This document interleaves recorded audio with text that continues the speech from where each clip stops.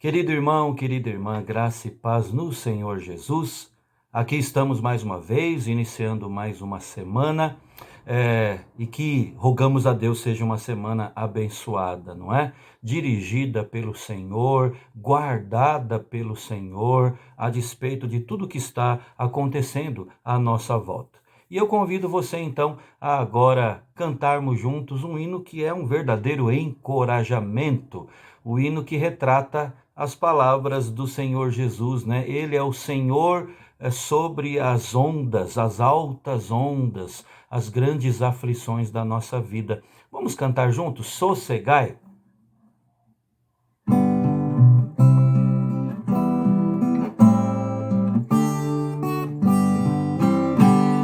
Mestre, o mar se revolta, as ondas nos dão pavor, o céu se reveste de trevas, não temos um Salvador. Não se te dá que morramos,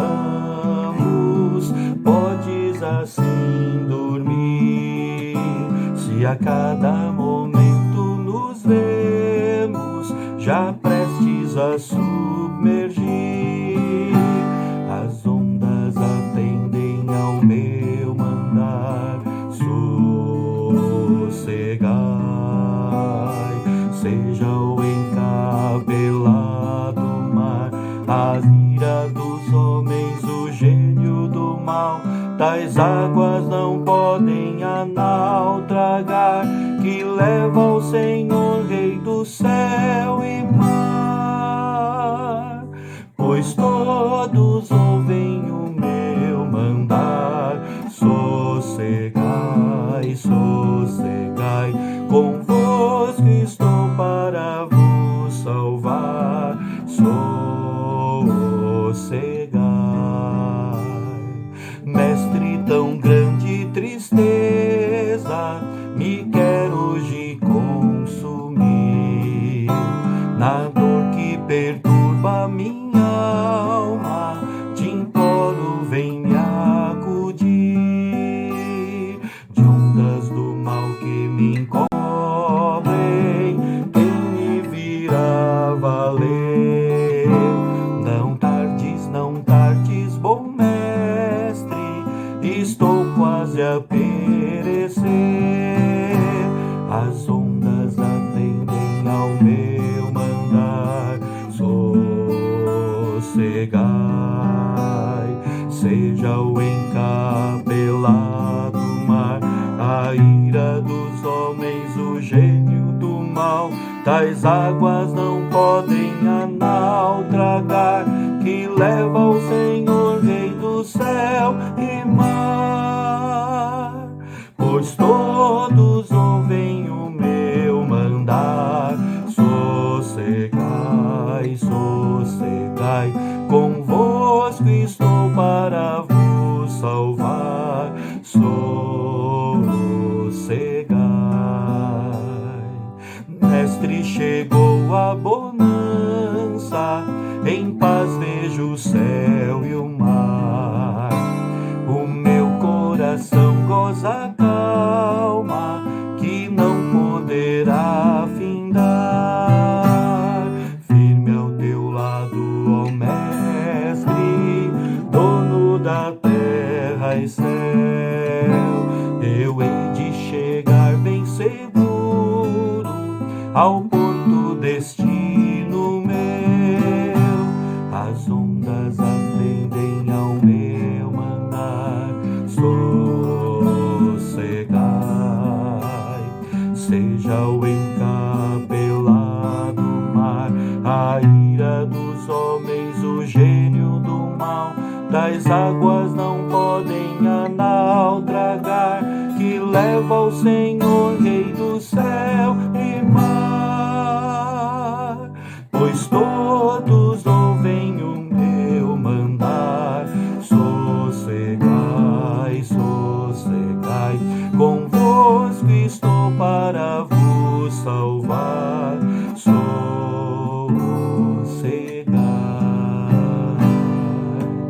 Amém, irmãos. Nós possamos confiar nestas palavras que cantamos, não é? Baseadas na palavra de Deus. As ondas atendem ao mandar do nosso Senhor, do nosso Salvador. Eu gostaria de pedir que você abrisse a sua Bíblia agora no livro de Atos, no capítulo 9. Nós vamos ler do verso 1 ao verso 9. Atos, capítulo 9, verso 1 ao verso 9. O nosso tema hoje e no próximo estudo vai ser o encontro de Jesus com Paulo. Saulo, que depois virou Paulo, não é? Nós, irmãos, vamos orar, no entanto, antes, pedindo graça do céu para o nosso momento e pedindo também uns pelos outros agora. Vamos orar? Feche os seus olhos. Querido Deus, nosso Pai, nós aqui estamos, ó Deus, encorajados, ó Deus, pelo que pudemos cantar agora. Nós, ó Deus, relembramos que o nosso Senhor é o Senhor da criação. E nada que acontece na criação está acima daquilo que é possível do Senhor fazer, do Senhor realizar. Tu tens, ó Deus, nas mãos as nossas vidas, tu tens nas mãos o nosso mundo. As ondas atendem ao mandar do Senhor. Por isso, ó Deus, traz descanso a todos nós, traz da tua paz, conduz as nossas vidas no meio desses dias de mar revolto, ó Deus. Rogamos ao Senhor por aquelas famílias que estão em sofrimento, ou pela enfermidade, ou até pelo luto, ou mesmo pelo desemprego, ou por causa do salário achatado em meio a essa crise, enfim, ó Deus, e tantos outros motivos. Rogamos, ó Deus, que o Senhor interfira e que o Senhor, com o teu poder que até o mar obedece, que, ó Deus, o Senhor esteja dirigindo a vida de cada irmão, de cada irmã aqui. Nós, ó Deus, agora rogamos também que o Senhor abra os nossos olhos para entender a tua palavra, para receber o recado do céu, ó Deus. Faz isso. Nós te rogamos em nome de Jesus. Amém. Amém. Muito bem, irmão e irmã. Vamos então agora ler Atos capítulo 9, do verso 1 ao verso 9, o texto da Escritura Sagrada, que nos diz assim: Saulo, respirando ainda ameaças e morte contra os discípulos do Senhor, dirigiu-se ao sumo sacerdote. Ele pediu cartas para as sinagogas de Damasco, a fim de que, caso achasse alguns que eram do caminho, assim homens como mulheres, os levasse presos para Jerusalém. Seguindo ele estrada fora, ao aproximar-se de Damasco, subitamente uma luz do céu brilhou ao seu redor. E caindo por terra, ouviu uma voz que lhe dizia: Saulo, Saulo, por que me persegues? Ele perguntou: Quem és tu, Senhor? E a resposta foi: Eu sou Jesus, a quem tu persegues. Mas levanta-te e entra na cidade, onde te dirão o que te convém fazer. Os seus companheiros de viagem pararam emudecidos, ouvindo a voz, não vendo, contudo, ninguém. Então se levantou Saulo da terra, e abrindo os olhos, nada podia ver, e guiando-o pela mão, levaram-no para Damasco. Esteve 3 dias sem ver, durante os quais nada comeu nem bebeu. Muito bem, irmão e irmã, eu gostaria de iniciar o nosso estudo, a nossa devocional hoje, fazendo uma pergunta a você. Você conhece, você já viu alguém capaz de praticar as piores maldades sem se dar conta do estrago que ele causa? Ele ou ela? Já viu alguém assim? Por vezes, a nossa tendência é classificar esse tipo de pessoa, essa pessoa com essa postura, como aqueles casos mais difíceis para Deus, não é? É um caso perdido. Ah, ele é um caso sem solução. Ela, olha quanta gente já investiu na vida dela, olha, não tem mais jeito. No entanto, irmãos, a história do encontro de Jesus com Paulo, Paulo com Jesus, nos mostra e nos prova exatamente o contrário deste pensamento, não é? Não há quem resista à voz de Cristo, meu irmão e minha irmã. Não há caso perdido para o nosso Deus. Acaso há coisa demasiadamente difícil para o Senhor, como nós lemos nos evangelhos. Agora, para falar, irmãos, sobre esse encontro, nós precisamos falar um pouco sobre quem era Paulo, ou seja, para falar sobre a sua conversão, sobre a sua transformação, precisamos falar do pano de fundo ali, não é? Quem era Paulo? Paulo era um fariseu. Estudamos há poucos dias a respeito do encontro de Jesus com aqueles escribas e fariseus. Paulo também era um deles. E é interessante, irmãos, quando falamos da conversão, que veremos aqui uma conversão poderosa acontecendo, brotando aqui pela mão de Deus na vida de Paulo, Saulo e depois Paulo, mas nós vemos aqui que a conversão é algo que para muita gente é algo diferente do que a Bíblia chama de conversão, né? Para muitos, conversão significa simplesmente, meramente, tornar-se religioso. E isso é contra a palavra, isso não é verdade, mas é para muitos a ideia de conversão. Alguém saindo de uma vida de incredulidade, uma vida cética, para a crença de que Deus realmente existe. E isso, irmãos, é fato. Isso faz parte da conversão operada pelo Espírito Santo na vida de uma pessoa. Mas a conversão vai muito além, é muito mais do que isso. Ao olharmos para a vida de Paulo, nós notamos que ele já era até extremamente religioso antes da sua conversão. Embora ele acreditasse em Deus e falasse de Deus, e como nós veremos, até agisse em nome de Deus, ele era tão somente alguém religioso, não convertido. O próprio apóstolo Paulo, tempos depois, ele se descreveu como sendo alguém zeloso das tradições de seus pais. Ali na carta aos Gálatas, ele diz que ele era proveniente da tribo de Benjamim, não é? E até uma possível razão pela qual ele recebeu o nome de Saulo, vem do hebraico Saul, o mesmo rei de Israel, proveniente da mesma tribo dele, a tribo de Benjamim. E como parte da sua preparação religiosa, irmãos, ele foi aluno de um dos maiores mestres rabínicos de sua época, Gamaliel, ou seja, a sua formação ali no judaísmo e entre os fariseus foi uma formação elogiável para os dias dele, para os padrões ali da época, formação que abrangeu conhecimento de várias línguas. Ele com certeza aprendeu grego, hebraico, latim, aramaico, não é? Ele então era alguém muito bem formado no farisaísmo, na religiosidade. Ele era um religioso muito bem formado, um religioso característico. Só que a religião pode trazer tão somente uma ideia que não tem base, né, no que diz respeito ao relacionamento com Deus. Eu e você não podemos ser apenas e tão somente religiosos. Tem gente que hoje em dia se julga religiosa e que não acredita em Deus, porque tem outros ídolos plantados no seu coração a quem essa pessoa serve. Nós podemos dizer, e eu quero repetir, que só este fato, só a religião, meramente, pode trazer tão somente ou apenas um zelo sem entendimento e até, em nome da fé, atos equivocados. Sobre estas duas coisas, eu gostaria de falar agora. Quando eu falo zelo sem entendimento, né, o que significa isso? É que é possível alguém ser zeloso das coisas de Deus e trabalhar contra Deus. Parece uma contradição, mas isso acontece. A vida de Paulo testifica que isso é possível. Ele próprio, irmãos, escrevendo aos Romanos, ele confirma isso.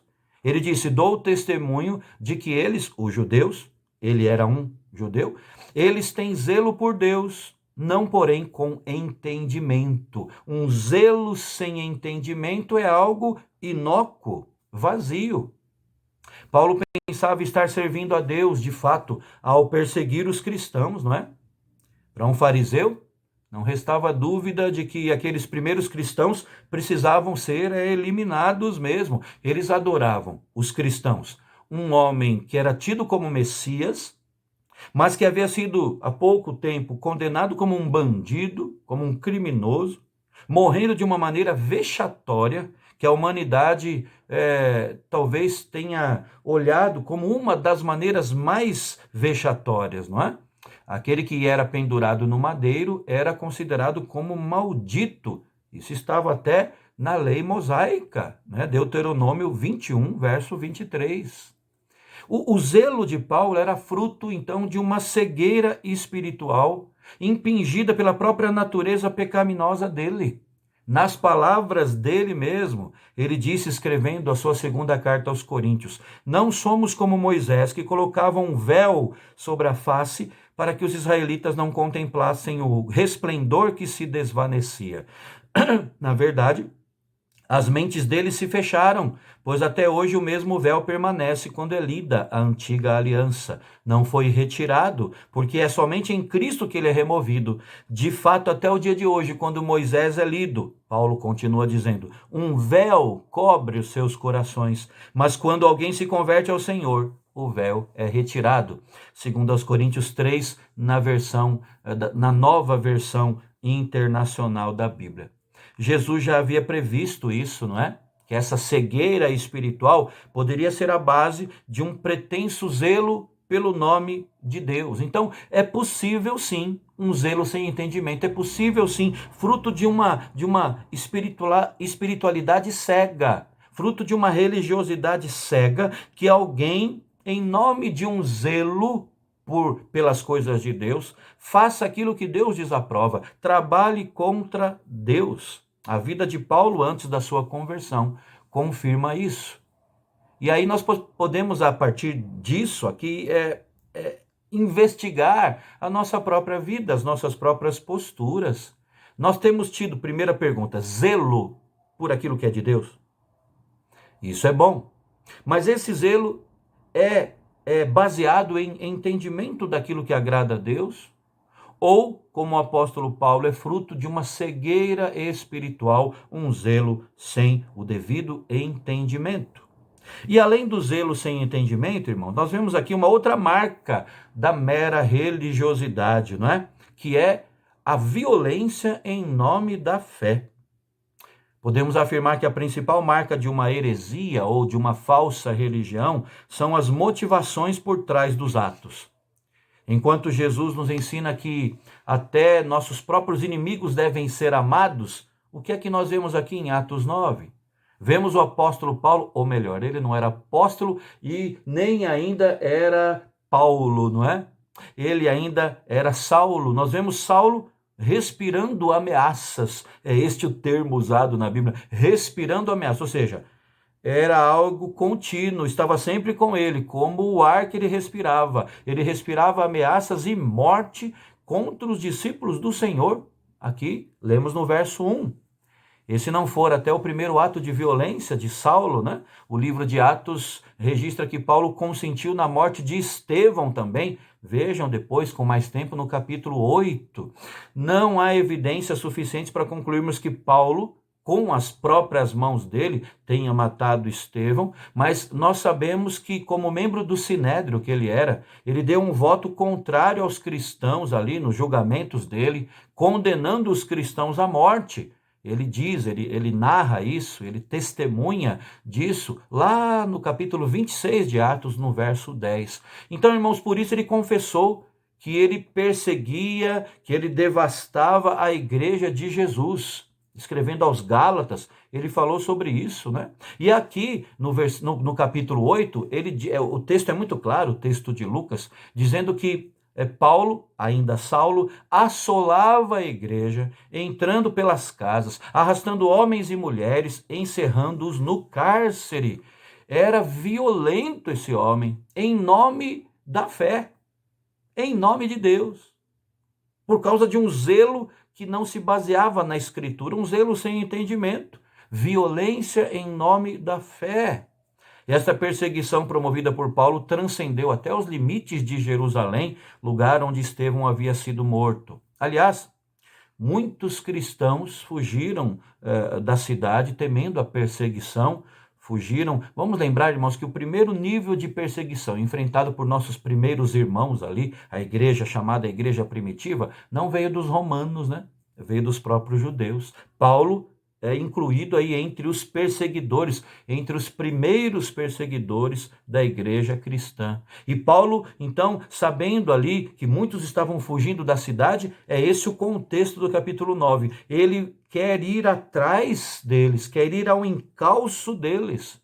E ele escolheu Damasco por ser um centro, naquele momento da história, de grande concentração de judeus e um destino provável de fuga dos nossos primeiros irmãos perseguidos. Aliás, o texto fala de Ananias, né? Que é chamado por Deus. Assim, é na sequência que o texto vai falar de Ananias, que é chamado por Deus, colocado na história de vida de Paulo para ser um instrumento para a sua própria conversão. Por que Ananias? Ananias com certeza tinha ido a Damasco, fruto da perseguição, para então encontrar ali na cidade de Damasco um refúgio.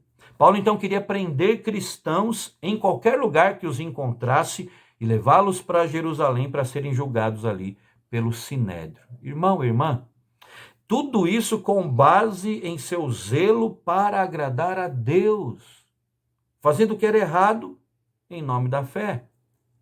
Será que pode haver algo mais incoerente do que isso, não é? Eu quero ficar hoje por aqui e fazer uma aplicação disso tudo. Vimos duas consequências diretas de uma vida meramente religiosa, como era a vida de Saulo. E, infelizmente, irmãos, a vida de muitos cristãos pode estar seguindo a mesma trajetória.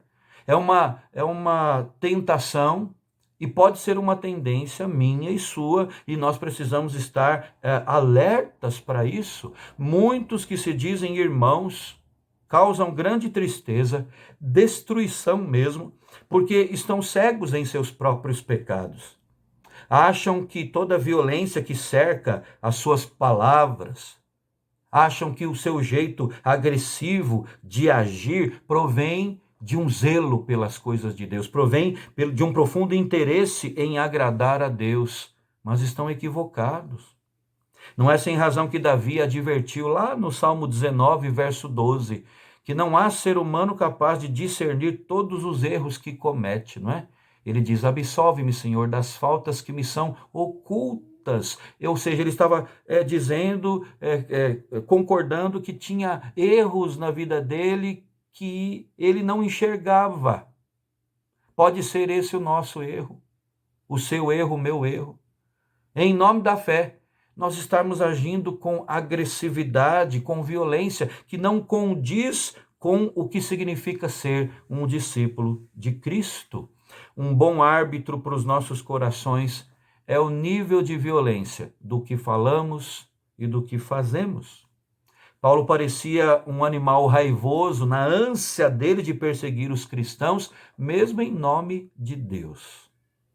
Se você está motivado por algum rancor, se o que te motiva a falar e agir é o ódio, ou é a amargura, ou quem sabe inveja, como pode Deus estar satisfeito com seus atos, com o que você diz, com as suas palavras? Cuidado com a mera religiosidade. Zelo sem entendimento e violência em nome da fé são marcas de uma mera religiosidade. Pense nisso, converse sobre isso aí agora com a sua família, antes de orarem ao Senhor, intercedendo aí por todos nós. Um forte abraço, irmão e irmã, que Deus abençoe a você e a sua família.